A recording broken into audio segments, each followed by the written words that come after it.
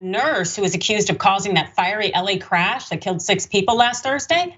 Well, it turns out we have some shocking updates. Not only were there found to be no alcohol in her system, but also it turns out that she had 13 previous crashes. That's right. This is a picture of her here. This is 37-year-old Nicole Linton. She's a traveling registered nurse from Houston, and she was hit recently now with 6 counts of murder. She also faces 5 counts of vehicular manslaughter. The LA County DA again said there was no evidence of alcohol in her system, which countered an initial narrative that was offered by an unnamed woman claiming to be Linton's friend who was day drinking with her that day, allegedly. And we also know that now Linton is basically facing life in prison if she's convicted on all charges. So this per the Los Angeles Times. Los Angeles County Superior Court Judge Natalie Stone denied Linton bail, which previously had been set at $9 million at the request of the DA's office, which said she's a flight risk. Linton was set to leave LA and travel to Hawaii for work, prosecutors said. Prosecutors also said that they were reviewing multiple previous crashes linked to Linton, both in and out of California, including one in 2020 that involved bodily injury in which 2 cars were totaled. They provided few additional details. Now, it's also unclear whether Linton was ever criminally charged for any of those incidents. Her attorney said also that they're looking into her alleged history of documented profound mental health issues. But of course, the attorneys wouldn't elaborate there. Now, if you recall, as far as this accident goes, last Thursday, her Mercedes had plowed into traffic at a very busy intersection in Windsor Hills, bursting into flames upon colliding with multiple cars, setting at least 3 of them ablaze.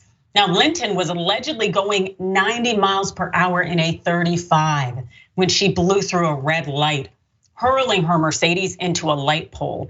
Now, the impact and resulting fire killed 23-year-old Asheray Ryan, her unborn child, 11-month-old son, Alonzo Quintero, her boyfriend, Reynold Lester as well. Now, Ryan was 8.5 months pregnant and en route to a prenatal checkup. The unborn baby has been named Armani Lester, according to the coroner's office. But the unborn child couldn't be included in Linton's charges, as an unborn child is not considered a human being here in California. Now, there's a man also named Craig Pitchford, and here's his picture. He was identified by his family as the 4th victim in the crash. 2 additional women who were killed have yet to be identified. And in addition to the fatality, 6 children and 2 adults were also injured. There were a lot of people who were harmed by Linton's actions. Now, the photos also that were posted online of the crash show that Linton was on the curb with a bloody arm. She was hospitalized with moderate injuries for several days before she was taken into police custody, but clearly she survived this unscathed when you consider it in the context of people losing their lives. Again, 90 miles per hour reportedly in a 35, and the woman has 13 other crashes. Something is very wrong here. What do you think, AB? Yeah, so first my heart goes out to the victims and their families because I'm sure this is a very tough time for them. And this is very unfortunate. I'm really familiar with this area. And so one thing about it, especially if you're not from the Los Angeles area and have never traveled down this hill, it is a steep hill and you can excel pretty quickly. So you have to be very aware of your speed in this. One of the issues I have though is that we don't have a lot of information about the mental capacity, the mental impairments or anything of this defendant, right? At this time, we know she was a travel nurse, and we know that our nurses have been worked quite a bit throughout the pandemic and longer. And so I'm wondering like if there's any mental health issues, right? Any mental impairments, since we don't have any drugs or alcohol in her system.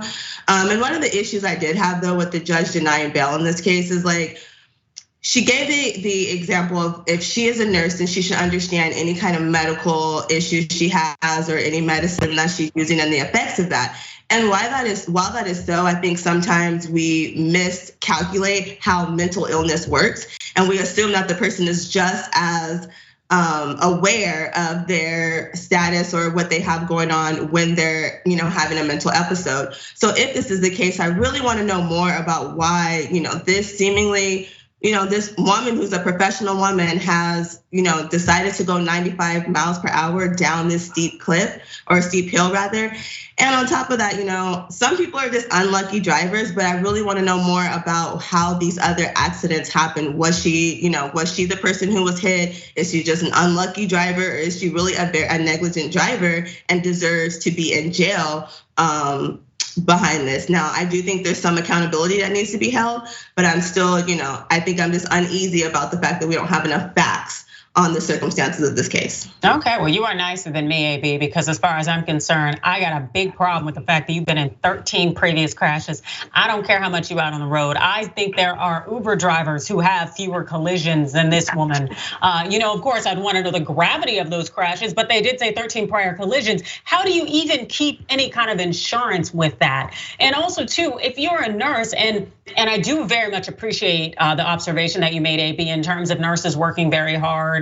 And who knows if someone was tired, because even when I would litigate, there were times I should not have been driving without a doubt because I was so exhausted coming home very late at night or whatnot. I understand that, I get that. At the same time, also, as a nurse, you should appreciate at a time when you don't have full control over your abilities, your faculties, and you shouldn't be on the road, and you should recognize the harm you could cause other people, but also especially if you've been in 13 other crashes.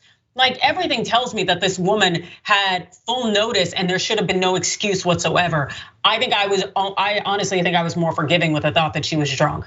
The fact that she was sober, that scares the hell out of me. And so I understand why the DA escalated these to murder charges, because when you understand the sanctity of human life, because you're in the medical healthcare industry, as well as you understand how collisions work, because you have had 13.